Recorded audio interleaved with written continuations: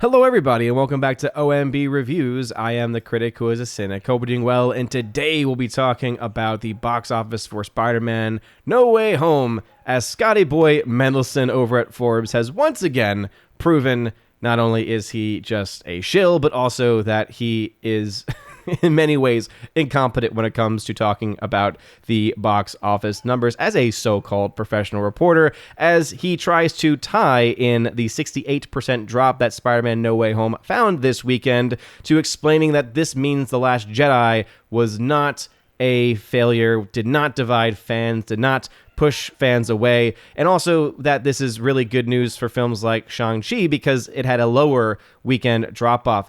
The important issue that he kind of leaves out and glosses over is the fact that, well, you know, there was this little thing called Christmas last week, and because of where Christmas fell during this season, it happened to lead to very huge numbers for this film during the week, and then saw a bigger drop-off during the weekend, leading to the 68% drop. But when you compare today, or rather yesterday's numbers, Monday numbers, you start to realize just how full of it Scotty Boy Mendelson is, and also anyone that takes this article seriously with any seriousness whatsoever. Not like that made any sense what I just said, but before we go any further into this story, please make sure you smash that like button, lap that fire button if you're watching over on Odyssey, and also make sure you subscribe to the channel with that bell notification turned on. That way you know every time a new video or live stream goes live on the channel. So again, Scotty Boy Mendelson, again, trying to tie this into explaining how this justifies The Last Jedi is actually a really popular film, which, again, based on the fact that it lost a good half the audience that The Force Awakens had,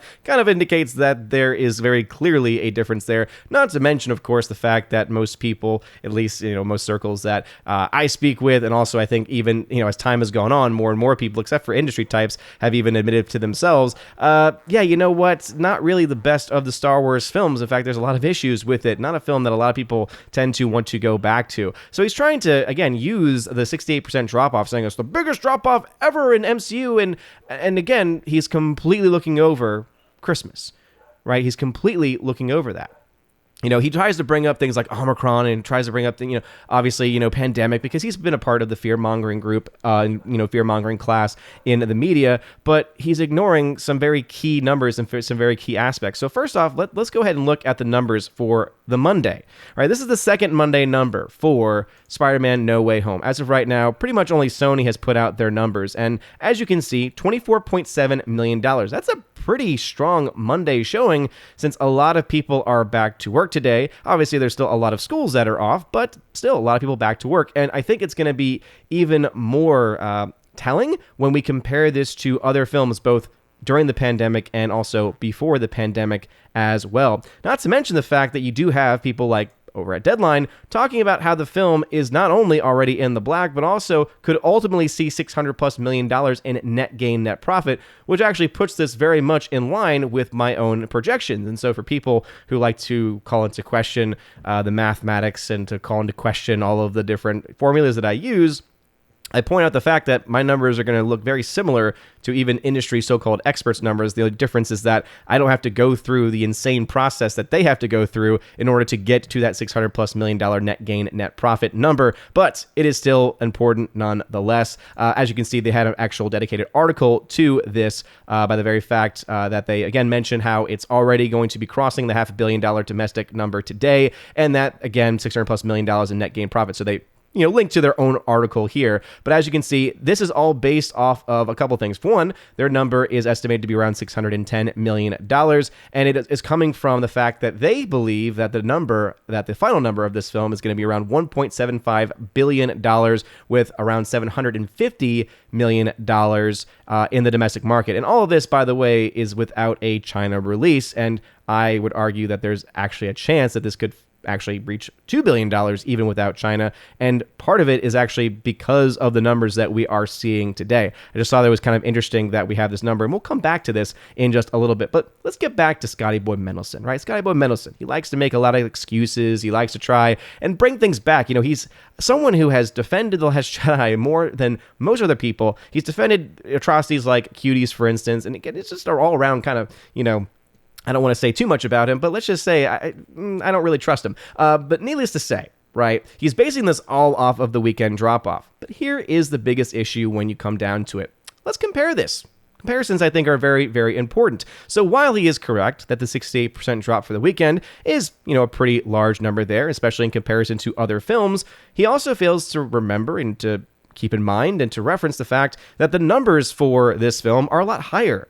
A lot higher than any other film during the pandemic. So to compare this to Shang-Chi just based on the percentage of the drop-off really isn't all that fair and really isn't even in the same ballpark. Not to mention, let's go ahead and compare this not only to Avengers Endgame, but also to Infinity War. Let's see how they hold up. All right, so for the weekend, obviously, we see Endgame did some pretty crazy numbers, did a lot better than this film did. Even Infinity War, right, did pretty good numbers, did a lot bigger than this film did. But here is what's truly amazing.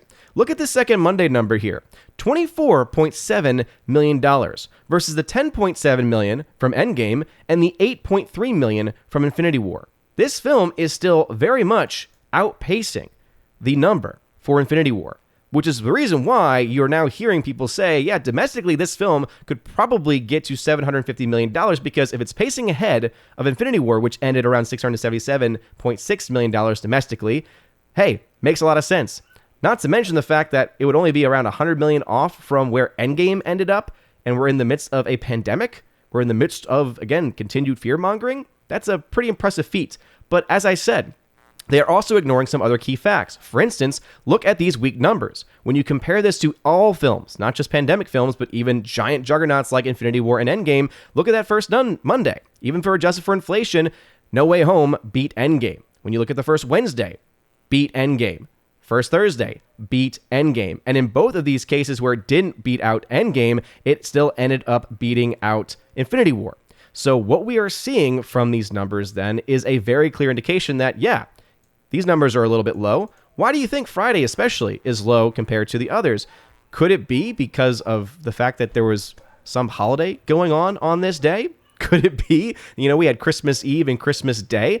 Christmas Day obviously showed itself to be pretty impressive there with $31.6 million. But yeah, Christmas Eve, not a time where a lot of people are tending to go out, not to mention a lot of businesses, including theaters, close down early on those days. So again, the fact that Scotty Boy is going to be trying to use this drop-off for the weekend while ignoring the very clear...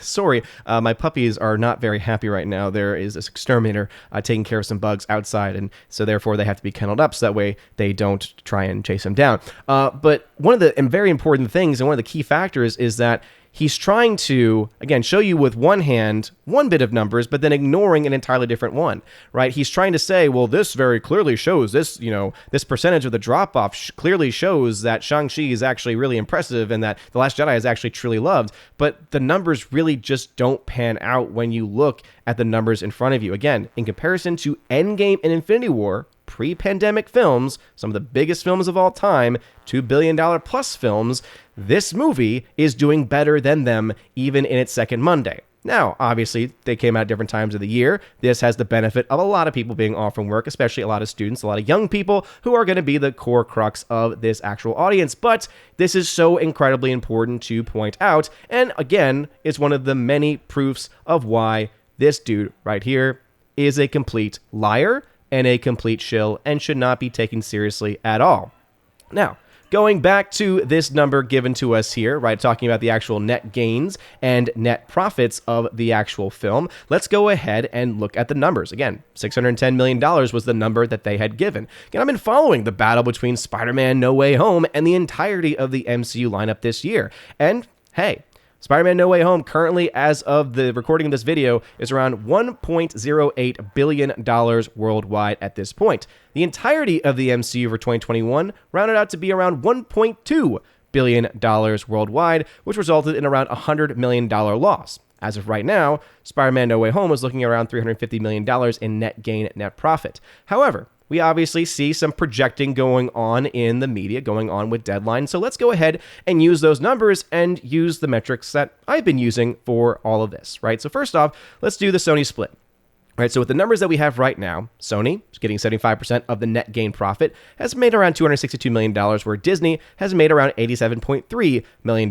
The industry right now is projecting that this movie is going to make around $1.75 billion. Now, I think it could actually be higher than that, even without China. That would mean the end net gain result for this film would be around $750 million, meaning when you take Sony's stake into account, that would be around $562.5 million, where Disney would take around $187.5 million. All right, let's go ahead and compare then those numbers to what is being given to us here. So for them, they say it's going to be around $610 million in net gain profit for Sony.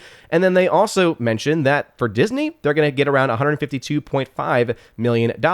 Well, hey, wait a minute. Those numbers are not too far off. And during this entire process, guess what? I didn't have to go through, and you can read the article for yourself, all of the stuff that they go through. They go through the PVOD costs. They go through all the other ancillary things. They go through all the global brand promotions, everything. They go through all of it. And this is the reason why whenever people bring that stuff up, I say there's no purpose of really going into those things because there are so many net gains and net positives that you can find in additional promotional costs, in a different marketing cost, etc., that it all ends up essentially evening out in some way or another. And so I stick with just the basic numbers that we have. So what do I do by doing that, or what do I get by doing that? Numbers that are pretty close to what they are already indicating. Again, $562.5 million versus the $610 million in net gain profit. Again, not really that much of a difference there, especially percentage-wise. Disney's take, they say it's going to be around $152 million. I actually say that's probably going to be a little bit higher than that. So even though we're doing different things in different ways, it turns out that the numbers end up being quite similar. What's also interesting is that based on this take, this would result in the MCU, since 25% of this is going to Disney, would end up being around an $89.4 million net positive. Again, doing away with the massive loss that the MCU has had this year. But here is the other big issue that people don't want to talk about. It's the massive loss that they have seen from all other films this year. So if we remember that the actual negative for this film, or rather for the entirety of Disney's run of films in the year 2021, not even including their losses for the year 2020, also the fact that there were movies that were released like Luca, which clearly had a high production value and yet were put on Disney Plus for free, these numbers are going to be a lot higher than they are right now being indicated as. But let's just assume these numbers are what they are. We're looking at, for Disney as a total, at being a $431.3 million loss for the year. Guess what? That $89.4 million in net gain profits that you add on to that does not make up for that $400+ million. And so you're looking at a movie that is still going to, or looking at a studio when it comes to Disney, which is still going to be one of the biggest financial losers of the year. And hopefully it's a wake-up call to that studio and to other studios across the world that, you know what, maybe if you actually make good movies, if you actually give fans what they want, if you actually give fan service, people will actually show up in droves, to the point of a film getting close to, or being projected to make, around $1.75 billion, all without communist China, and actually the number could be even bigger than that. When you look at my own box office tracking, I have that this film has the potential to be able to reach all at higher heights. So there's a couple stories here. For one, my numbers are actually very much on point and very similar to what we see from some industry experts. And again, this is after they've gone through all of the work of trying to find as many data points as they possibly can. That is way too much work, and in the end, as you can see, doesn't make that much of a difference percentage-wise, from the end result goal. It also is a story to talk about why Scotty Boy Mendelson is completely full of it and should not be taken seriously as a Hollywood so-called box office expert. By the way, I don't consider myself to be a Hollywood box office expert either. The difference is that this dude's getting paid to have these kind of bad takes. This dude's getting paid to create these clickbait headlines to be able to get people to click on his article and read his drivel, which is poorly researched.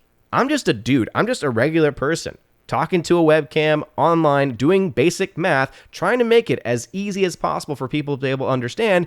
And I'm just looking at the numbers, and I'm looking at things in the proper context. And yet, this dude probably making a lot more.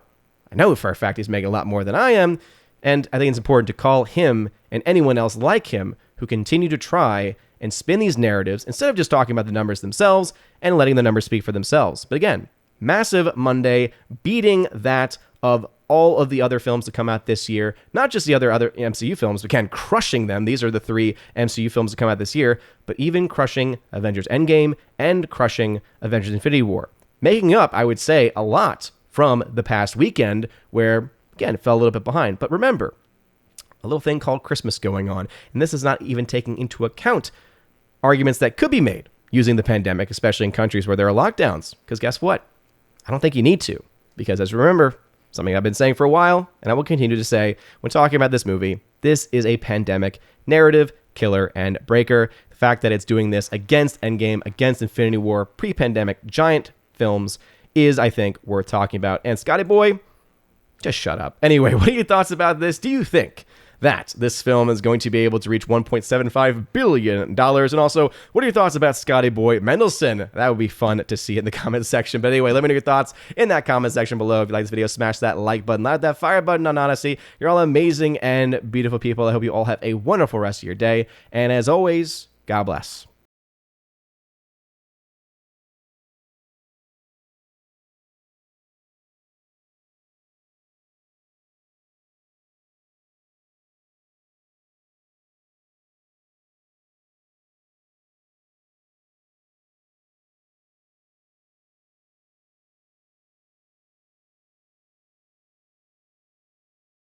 And now for a huge shout out to all of my December Patreon Subscribe Star and Locals members.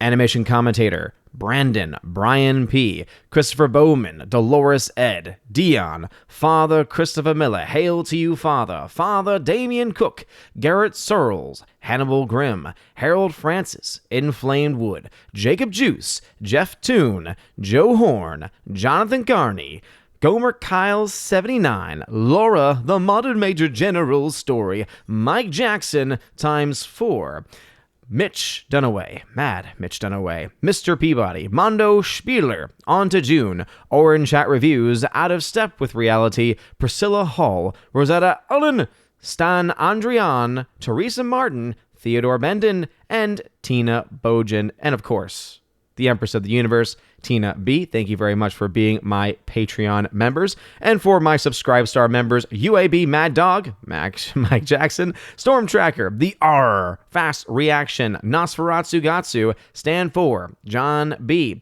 Mr. Roy, Glinzer, J. Alex McCarthy Jr., Dean Heiss / the new number 2, J-Rod, the Beer Guru, and ZK-Man. Thank you very much for supporting me on Subscribestar. And to my 4 members over on Locals.com, Kara Tharp, UAB Mad Dog, once again, Mike Jackson, Bifford a Hobbit, and Robert Barnes. Thank you for supporting me on Locals. And if you want to have your name shouted out at the end of every video and live stream, check out the top link in the video description below. It's called Willow or .w.lo, Willow link. It'll bring you to all of my social media platforms and also to all of the various other locations that you can support the channel. You can get access to things like giveaways, where I do giveaways of 4K films, 4K steelbooks, digital codes, all kinds of stuff every single month. Also, there's a level where you get access to all of that, plus an exclusive podcast that I do with John the Flick Pick Flickinger, where you also get to ask questions that we will answer on every episode of the podcast. And at the final level, you also have the ability, the Chosen of Valhalla level, you have the ability to have all of that, plus in your first month, get a free t-shirt of your choice, any color, sent anywhere in the world, and also you get to be featured once a month on the Chosen of Valhalla live stream featured on the main channel. So if any of that sounds interesting to you, check out the link in the description. You're all amazing and beautiful people. I hope you all have a wonderful rest of your day, and as always, God bless.